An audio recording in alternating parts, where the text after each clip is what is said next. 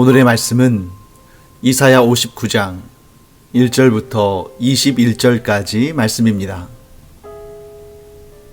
여호와의 손이 짧아 구원하지 못하심도 아니요 귀가 둔하여 듣지 못하심도 아니라 오직 너희 죄악이 너희와 너희 하나님 사이를 갈라놓았고 너희 죄가 그의 얼굴을 가리어서 너희에게서 듣지 않으시기에 함이니라.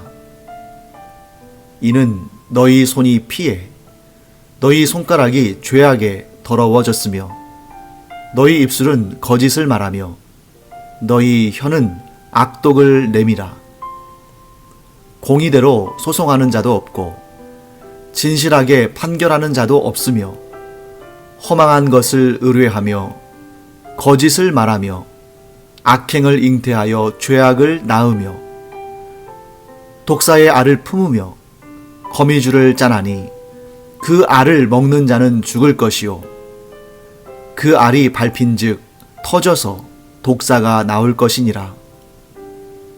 그 짠 것으로는 옷을 이룰 수 없을 것이요 그 행위로는 자기를 가릴 수 없을 것이며 그 행위는 죄악의 행위라.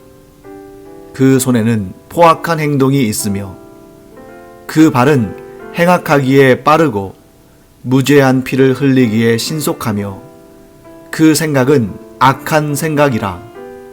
황폐와 파멸이 그 길에 있으며 그들은 평강의 길을 알지 못하며 그들이 행하는 곳에는 정의가 없으며 굽은 길을 스스로 만드나니 무릇 이 길을 밟는 자는 평강을 알지 못하느니라. 그러므로 정의가 우리에게서 멀고 공의가 우리에게 미치지 못한즉 우리가 빛을 바라나 어둠뿐이요 밝은 것을 바라나 캄캄한 가운데에 행함으로 우리가 맹인같이 담을 더듬으며 눈 없는 자같이 두루 더듬으며 낮에도 황혼때같이 넘어지니 우리는 강장한 자 중에서도 죽은 자 같은지라. 우리가 곰같이 부르짖으며 비둘기같이 슬피 울며 정의를 바라나 없고 구원을 바라나 우리에게서 멀도다. 이는 우리의 허물이 주의 앞에 심히 많으며 우리의 죄가 우리를 쳐서 증언하오니 이는 우리의 허물이 우리와 함께 있음이니라. 우리의 죄악을 우리가 아나이다. 우리가 여호와를 배반하고 속였으며 우리 하나님을 따르는 데에서 돌이켜 포악과 패역을 말하며 거짓말을 마음에 잉태하여 낳으니 정의가 뒤로 물리침이 되고 공의가 멀리 섰으며 성실이 거리에 엎드러지고 정직이 나타나지 못하는도다. 성실이 없어지므로 악을 떠나는 자가 탈취를 당하는도다. 여호와께서 이를 살피시고 그 정의가 없는 것을 기뻐하지 아니하시고 사람이 없음을 보시며 중재자가 없음을 이상히 여기셨으므로 자기 팔로 스스로 구원을 베푸시며 자기의 공의를 스스로 의지하사 공의를 갑옷으로 삼으시며 구원을 자기의 머리에 써서 투구로 삼으시며 보복을 속옷으로 삼으시며 열심을 입어 겉옷으로 삼으시고 그들의 행위대로 갚으시되 그 원수에게 분노하시며 그 원수에게 보응하시며 섬들에게 보복하실 것이라. 서쪽에서 여호와의 이름을 두려워하겠고 해 돋는 쪽에서 그의 영광을 두려워할 것은 여호와께서 그 기운에 몰려 급히 흐르는 강물같이 오실 것이미로다. 여호와의 말씀이니라. 구속자가 시온에 임하며 야곱의 자손 가운데에서 죄과를 떠나는 자에게 임하리라. 여호와께서 이르시되 내가 그들과 세운 나의 언약이 이러하니 곧 내 위에 있는 나의 영과 내 입에 둔 나의 말이 이제부터 영원하도록 내 입에서와 내 후손의 입에서와 내 후손의 후손의 입에서 떠나지 아니하리라 하시니라. 여호와의 말씀이니라. 네, 우리 어제 본문에서도 보았던 것처럼 이스라엘 백성들이 고난 가운데에 하나님 앞에서 금식하고 기도하며 부르짖었습니다. 하나님께서 구원하여 주시기를, 그들의 그 고통스러운 그러한 역사 가운데에서 하나님께서 그들에게 구원의 손길을 내밀어 주시기를 그들은 간절히 구했죠. 그런데 하나님께서 그들에게 응답하지 않으시자 그들은 하나님 앞에서 원망하며 불평을 터뜨렸습니다. 그들이 원망하는 소리와 불평하는 소리를 하나님께서 들으셨습니다. 하나님도 너무나 잘 아시죠. 그들이 뭐라고 말하는지. 그래서 하나님께서 이사야 선지자를 통해서 이렇게 말씀하십니다. 1절 말씀이죠. 여호와의 손이 짧아 구원하지 못하심도 아니요 귀가 둔하여 듣지 못하심도 아니라. 자, 여호와의 손이 짧아서 구원하지 못하심도 아니요 귀가 둔하여 듣지 못하심도 아니다. 이 하나님의 말씀, 이 말씀 속에는 어떤 의미가 담겨 있습니까? 이스라엘 사람들이 하나님을 향하여 원망할 때 하는 그들의 하소연, 그들의 넋두리가 담겨 있는 거죠. 이스라엘 사람들이 자신들이 열심히 금식하고 부르짖어 기도해도 하나님께서 구원의 손을 펼치지 않으시는 것을 보면서 하나님이 손이 짧아서 우리를 구원하시지 못하시는 거 아닌가?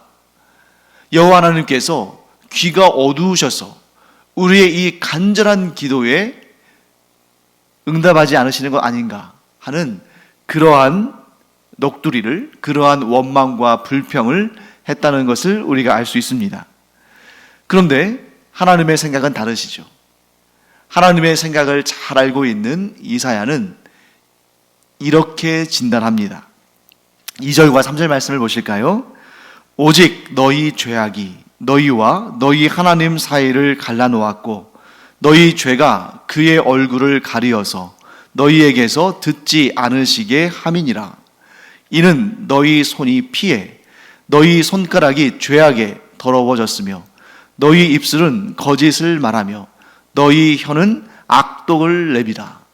자, 이 말씀은 이스라엘 사람들에게 주어진 하나님의 책망의 말씀이고 이사야 선지자가 진단한 그들의 금식과 기도가 하나님께 연락되지 않는 이유입니다만, 우리는 이 이사야서의 말씀을 읽으면서 지금의 이 문제를 단지 이스라엘의 영적인 문제로만 치부해서는 안 됩니다.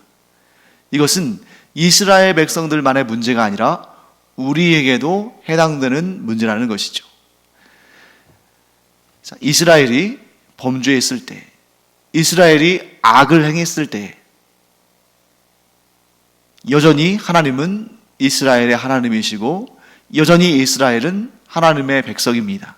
하지만 그런 죄와 악 가운데 있는 이스라엘의 금식과 기도와 부르짖음에 하나님은 응답하지 않으시는 것이죠.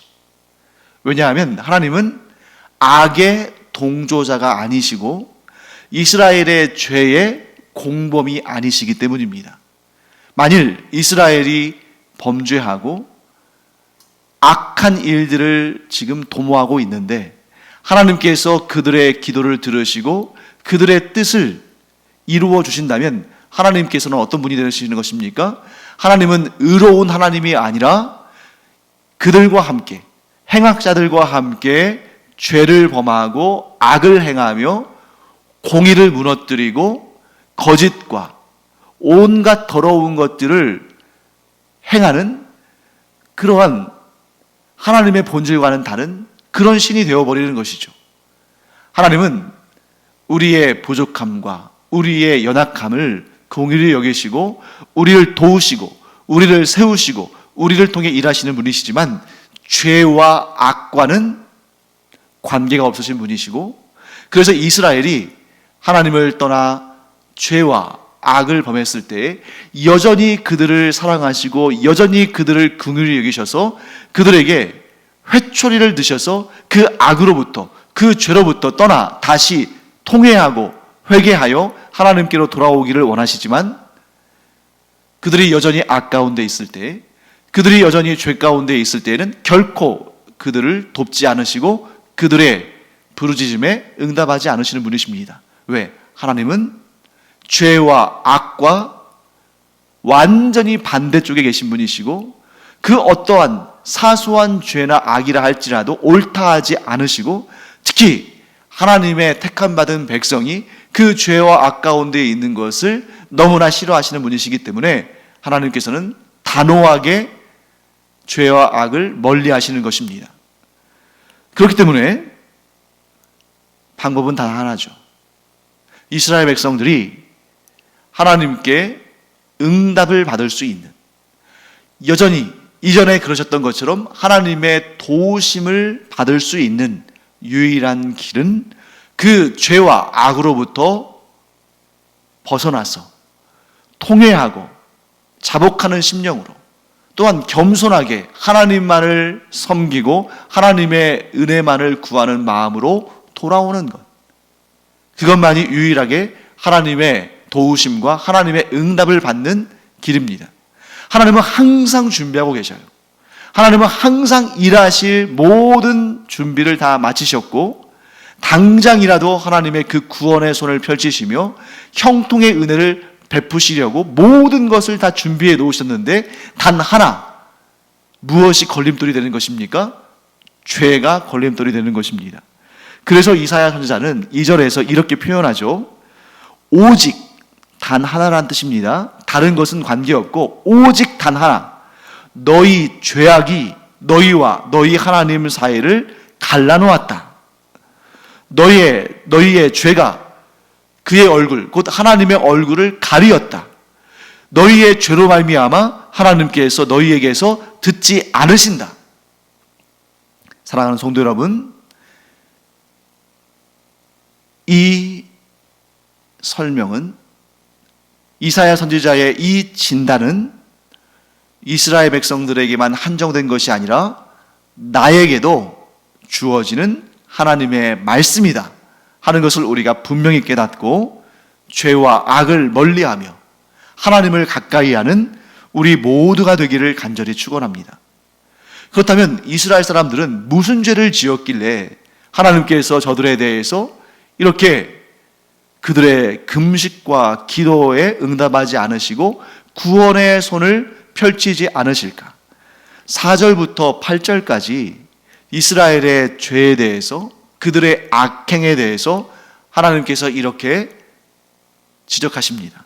첫째, 공의대로 소송하는 자가 없고 진실하게 판결하는 자도 없다.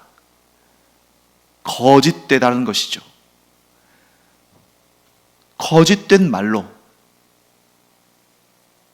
무고한 자를, 자기의 죄를 덮어 씌우거나 없던 죄를 만들어서 무고한 자를 고소하는 그런 악한 일들이 이스라엘에서 공공연하게 이루어지고 있는 것입니다.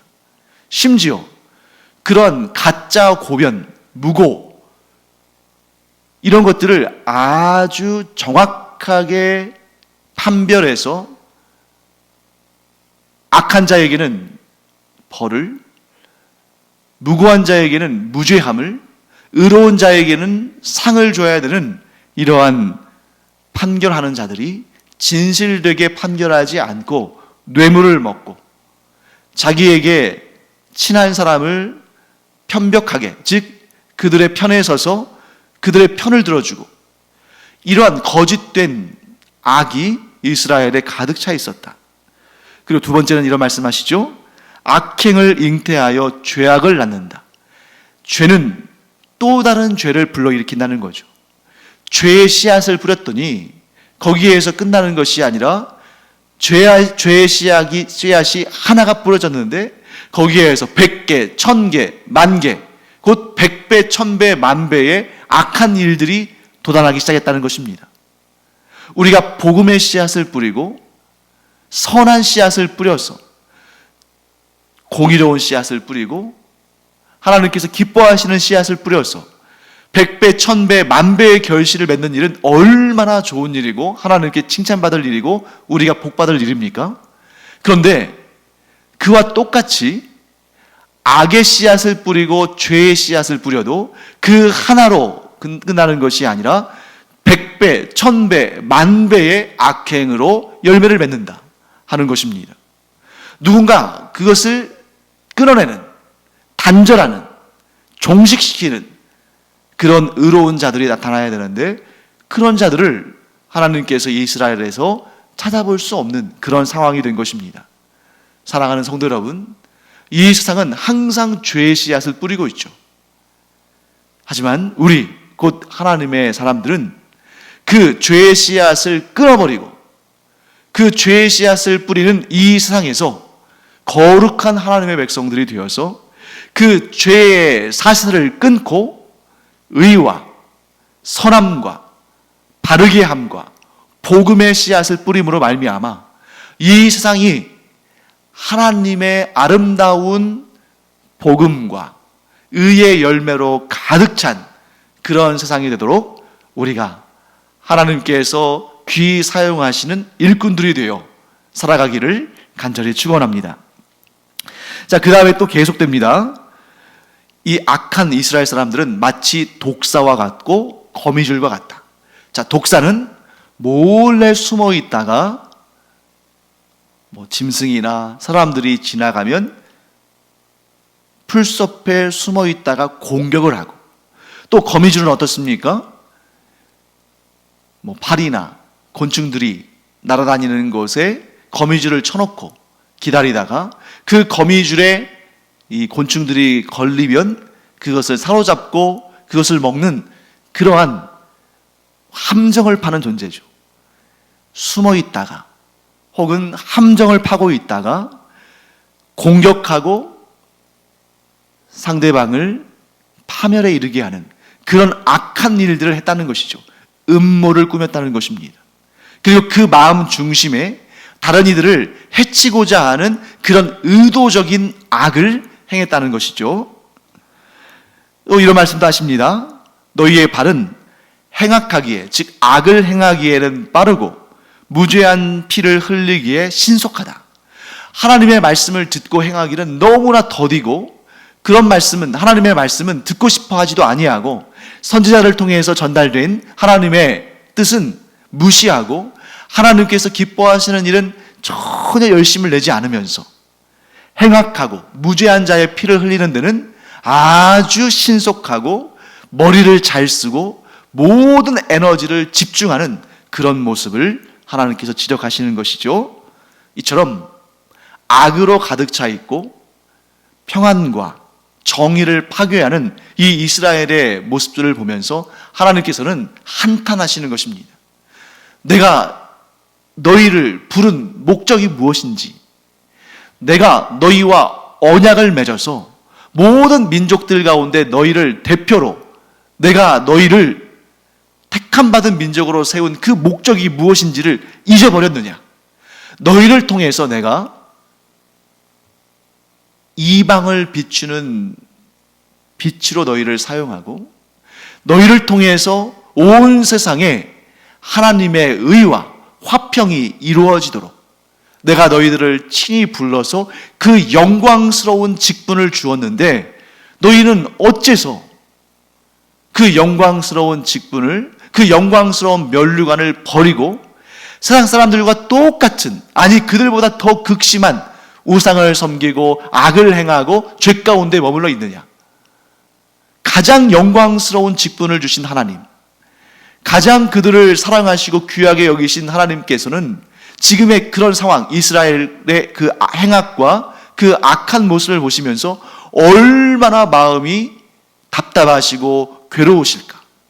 그런 마음을 지금 이 본문 가운데 펼쳐놓고 계십니다. 자, 이스라엘이 죄로 말미암아 하나님으로부터 멀어졌고, 그래서 하나님은 죄 가운데 있는 그들의 금식과 기도에 응답하지 않으셨습니다. 자, 금식과 기도를 하면 하나님께서 지금의 그 어려움과 고난 가운데 자신들을 건져주실 것이라고 이스라엘 사람들은 생각했지만 그렇게 되지를 않았어요. 자, 왜 그럴까요? 금식과 기도 자체는 참으로 귀하고 또 하나님께서 기뻐하시고 응답을 속히 하시는 그러한 참 귀한 일들이지만 더욱 중요한 것은 그렇게 금식하고 기도하는 자의 마음에 무엇이 담겨 있는가? 그의 중심에 무엇이 채워져 있는가 하는 것이 더 중요하다는 것입니다. 아무리 열심히 하나님께 부르짖고 금식하며 기도한다 할지라도 그 중심에 악한 것, 죄, 하나님을 떠난 우상을 섬기는 일, 이런 것들이 채워져 있으면 하나님은 응답하지 않으신다는 것이죠. 오늘 본문의 12절부터 15절까지는 하나님께 나아가는 자, 하나님께 부르짖는 자가 가져야 할 그 마음의 자세, 그 중심에 대해서 아주 잘 설명하고 있습니다. 제가 12절부터 15절까지를 한번 읽어보겠습니다. 이는 우리의 허물이 주의 앞에 심히 많으며 우리의 죄가 우리를 쳐서 증언하오니 이는 우리의 허물이 우리와 함께 있음이니라. 우리의 죄악을 우리가 아나이다. 우리가 여호와를 배반하고 속였으며 우리 하나님을 따르는 데에서 돌이켜 포악과 패역을 말하며 거짓말을 마음에 잉태하여 낳으니 정의가 뒤로 물리침이 되고 공의가 멀리 섰으며 성실이 거리에 엎드러지고 정직이 나타나지 못하는도다. 성실이 없어지므로 악을 떠나는 자가 탈취를 당하는도다. 사랑하는 성도 여러분, 우리의 기도가 하나님의 응답하심을 경험하고 우리의 금식과 우리의 부르짖음이 하나님의 속한 응답으로 결실을 맺는 방법은 바로 여기에 있습니다. 아무리 육체를 괴롭히는 그러한 금식과 고행을 한다 할지라도, 아무리 아주 세련되고 아주 논리적이고 아주 유창한 언어로 기도를 한다 할지라도 그러한 것으로 인해서 하나님께서 응답하시는 것은 아닙니다. 우리의 기도와 우리의 금식이, 우리의 부르짖음이 하나님의 응답을 받으려면 그 마음의 중심이 바로 서 있어야 되는데, 그 중심은 우리가 지난 시간에도 계속 공부했죠. 두 가지입니다. 하나는 내 안에 있는 죄를 솔직히 고백하고 통회하는 심령으로 하나님 앞에 서는 것이고, 두 번째는 내 자신이 나를 구원할 수 없음을 솔직히 고백하고 오직 하나님만을 나의 구원자로, 오직 하나님만을 나의 주인으로 섬기고 믿음으로 고백할 때, 그리고 오직 하나님만을 의지하고 세상의 그 무엇도 하나님처럼 섬기지 않을 때, 곧 이 통회하는 심령과 겸손한 마음이 우리의 기도와 우리의 금식과 우리의 부르짖음이 하나님께 상달되어지며 하나님의 속하신 응답과 능력 있는 응답으로 이어지는 그런 유일한 길이다 하는 것을 이사야서는 계속해서 우리에게 말씀하고 있습니다. 자, 그 다음 오늘 우리 본문에서 굉장히 중요한 신학적인 주제를 발견하게 되는데, 그것은 무엇이냐면 어떤 경우에 있어서도 구원은 하나님께서 시작하신다. 우리의 어떠한 의로운 행동이나 우리의 어떠한 공로나 우리의 어떠한 하나님께로부터 칭찬받을 만한 그러한 선행으로 말미암아 우리가 구원을 받는 것이 아니라, 구원은 전적으로 우리로부터 출발하는 것이 아니라 하나님께로부터 출발하고 하나님께서 이루시는 것이고 하나님께서 은혜로 베푸시는 것이다 하는 것을 성경은 말씀하고 있습니다. 자, 16절 말씀과 17절, 18절 말씀까지를 제가 읽어보겠습니다.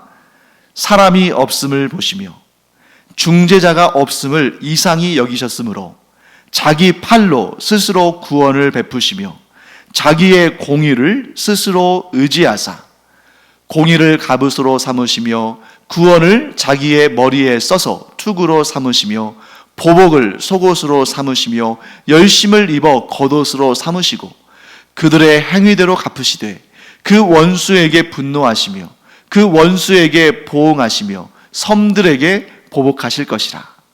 자, 16절 말씀 보시면 이런 내용 나오죠. 사람이 없음을 보시며 중재자가 없음을 이상히 여기셨으므로 자기 팔로 스스로 구원을 베푸시며. 자, 이 세상에 고난 가운데 있는 자, 어려움 가운데 있는 자를 도우려 하는 자가 없고, 이 세상에 또한 하나님과 사람 사이에 그 깨어진 관계를 중재하고 그 사이를 연결할 만한 그런 사람이 없음을 보시고, 그러니까 이 다른 말로 말하면 우리 성경에서 자주 볼 수 있는 표현이죠.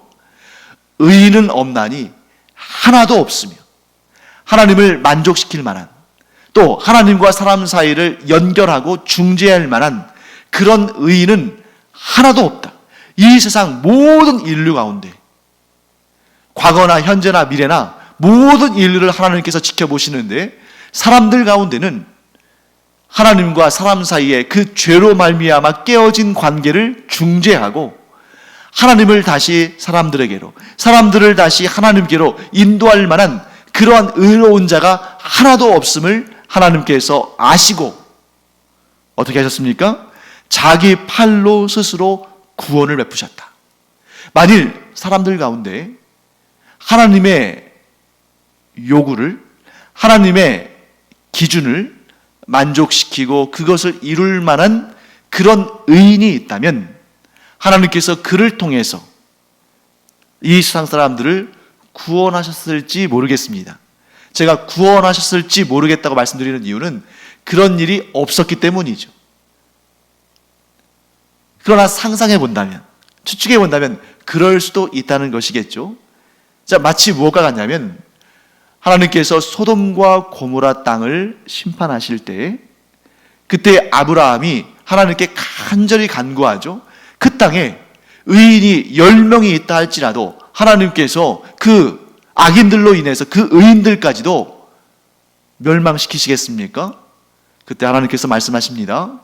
그 땅에 의인이 10명만 있다 할지라도 내가 그곳, 곧 소돔과 고모라 땅을 멸절시키지 않겠다 하고 하나님께서 말씀하시죠. 하지만 그 땅에 10명의 의인이 없었습니다. 사랑하는 성도 여러분,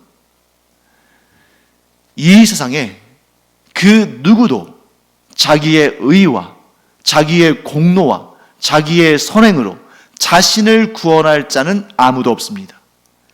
그러니 자기 자신도 구원하지 못하는데 다른 사람들을 구원할, 하나님과 사람들 사이에 중재할 자가 어디에 있겠어요? 그래서 하나님께서 스스로 자기 팔로 스스로 구원을 베푸시기로 결정하셨고, 그 결정적인 사건이 곧 예수 그리스도를 이 땅에 보내신 것입니다. 사랑하는 성도 여러분, 이 세상에 스스로 자신이 구원자, 곧 메시아라고 주장하는 사람들은 많이 있었습니다. 오늘날도 멀리 외국까지 나갈 필요 없이 우리나라 안에도 자칭 메시아, 자칭 구원자, 자칭 그리스도, 자칭 하나님이라고 말하는 사람들이 얼마나 많은지 몰라요. 제가 전에도 여러 번 말씀드린 것처럼 누가 전 세계 70억 명이 넘는 모든 사람들, 또 200개가 넘는 모든 국가들을 다 검토해보고 다 조사해본 것은 아니지만 한국이야말로 전 세계에서 자칭 메시아가 가장 많은 나라다라는 그런 평가가 있을 정도로 이 좁은 땅덩어리 안에 자칭 메시아, 자칭 구원자, 자칭 하나님이 너무나 많습니다. 그러나 오늘 이 본문의 말씀에서 우리가 볼 수 있듯이 이 세상에는 중재자가 없습니다. 이 세상의 사람들 가운데는 누구도 하나님과 이 죄인들 사이에 그 죄 문제를 해결할 수 있는 사람이 아무도 없습니다. 그래서 하나님께서 직접 스스로 구원하시기 위해서 이 땅에 오신 것이고, 하나님이신 예수 그리스도, 곧 성자 하나님께서 이 땅에 오셔서 우리의 죄값을 대신 갚으심으로 우리가 하나님의 구원을 얻도록 중재하신 것이죠. 그렇기 때문에 구원의 문제에 있어서 우리가 반드시 알아야 할 일은 사람 편에서 구원을 시작할 수 없다. 이 구원의 역사는 결코 사람 편에서, 사람 쪽에서 시작할 수 없다. 오직 하나님이 시작하시고 오직 하나님이 결론 지으신다. 우리는 우리가 구원받는 이 일에 있어서 우리의 공로가 하나도 없이 전적으로 하나님의 은혜라고 고백해야 됩니다. 그리고 이 고백은 우리의 무능이 아니라 하나님의 은혜에 초점이 맞춰져야 되는 것이죠. 우리가 얻는 구원에 있어서 우리의 지분이 하나도 없다는 사실에 실망해서는 안 됩니다. 오히려 감사하며 기뻐해야 됩니다. 왜냐하면 여러분과 저는 사람이기 때문에 우리 자신을 보면서 사람이 어떤 존재인지를 잘 알죠. 우리가 변함이 없는 존재라면, 우리가 모든 것을 마음먹은 대로 이루는 존재라면 우리가 얻는 구원에 우리의 지분이 좀 있어도 문제가 되지 않고 오히려 영광스러울 것입니다. 하지만 우리는 잘 알지 않습니까? 내가 한 말도 내가 책임지지 못하고, 내가 결정한 것에 대해서도 후회를 하고, 이런저런 연약함으로 인해서 내가 내 자신을 믿을 수 없다는 것을 우리가 잘 알지 않습니까? 간혹 가다가 성공의 비결, 또 성공의 방법 이런 것들을 막 얘기하면서 자아 개발을 위한 그런 책들이랄지 그런 정보들이 매스컴이나 또 책이나 이런 걸로 해서 많이 나오잖아요. 그 중에 이런 얘기들을 많이 합니다. 너 자신을 믿어라. 올림픽 기간 동안에도 승리를 하기 위한 최고의 조건, 자기 자신을 믿어라. 여러분, 저는 그것처럼 우리가 속아 넘어가서는 안 되는 말이 없다고 생각합니다. 우리 자신을 알면 알수록 내 자신을 믿을 수 없다는 걸 잘 알지 않습니까? 거짓되고, 틈만 있으면 죄악을 지으려고 하고, 그리고 또 하나님을 떠나서 자기 마음대로 하다가, 그런데 그래놓고서 고난과 환난과 실패와 고통을 경험하면 그제서야 하나님을 향해 부르짖지만 정작 자기 자신이 자신의 구원을 위해서는 어떠한 일도 할 수 없는 그런 연약한 존재가 인간 아니겠습니까? 그런데 만일 우리가 얻는 가장 중요한 그 일, 구원에 있어서 우리의 책임과 우리의 지분과 우리의 능력과 우리의 힘이 거기에 몇 %라도 들어가야 된다면, 예를 들어서 하나님께서 90%, 우리가 10%, 우리의 구원에 대한 지분이 있고 책임이 있다면 하나님 편에서는 아무 문제가 없지만 우리가 담당하는 그 10%, 아니 1%라고 할 수도 있겠죠. 그 1%의 미약함으로 인해서, 그 1%의 실패로 인해서 그 구원이 깨어진다면 얼마나 이것이 안타까운 일이고 얼마나 무서운 일입니까? 그렇기 때문에 하나님께서는 우리의 연약함을 잘 아시기 때문에 다른 것은 몰라도 이 구원의 문제에 있어서는 100% 하나님 편에서의 은혜로 우리에게 전달하시는 것이고, 우리는 무엇만 하는 것입니까? 믿음으로 그것을 받아들이느냐, 혹은 믿지 않음으로 그 은혜를 받지 않느냐, 그것만 있는 거예요. 우리의 노력과 우리의 공로가 있는 것이 아니라 단지 전적인 하나님의 은혜인 그 구원을 우리가 믿음으로 받아들이느냐, 혹은 믿지 않음으로 밀어내느냐, 그것만 있는 것입니다. 사랑하는 성도 여러분, 오늘 하나님께서 이렇게 말씀하시죠. 21절 말씀입니다. 여호와께서 이르시되 내가 그들과 세운 나의 언약이 이러하니 곧 내 위에 있는 나의 영과 내 입에 둔 나의 말이 이제부터 영원하도록 내 입에서와 내 후손의 입에서와 내 후손의 후손의 입에서 떠나지 아니하리라 하시니라. 여호와의 말씀이니라. 자, 하나님께서 하나님의 영과 하나님의 입에 두신 하나님의 말, 곧 진리의 말씀, 곧 복음을 우리의 입과 우리의 후손의 입과 우리의 후손들의 후손들, 주 예수 그리스도 오시는 그날까지 이 하나님께서 우리 안에 두신 이 복음의 말씀이 고백되어지게 하심으로 말미암아 우리가 구원을 얻고 하나님의 은혜와 복을 얻는 것입니다. 우리의 말이 아니라, 우리가 어떤 말을 하든 어떤 생각을 하든 어떤 행동을 하든 그것이 우리를 구원하는 것이 아니라 하나님께서 우리의 입에 두신 그 구원의 복음의 말씀으로 말미암아 우리는 구원을 얻는 것이고, 그러므로 우리가 얻는 구원은 전적인 하나님의 은혜이고, 우리가 얻는 구원은 내가 시작한 것이 아니라 하나님께서 시작하신 것입니다. 내가 시작한 일이라면 반드시 실패할 것입니다. 왜요? 우리는 그것을 지킬 수 있는 그런 사람들이 아니거든요. 그 모습을 이 이스라엘 사람들을 통해서 우리에게 명확히 보여주지 않으십니까? 우리의 구원은 하나님께서 시작하신 일이기 때문에 반드시 이루어지고 반드시 열매를 맺는다.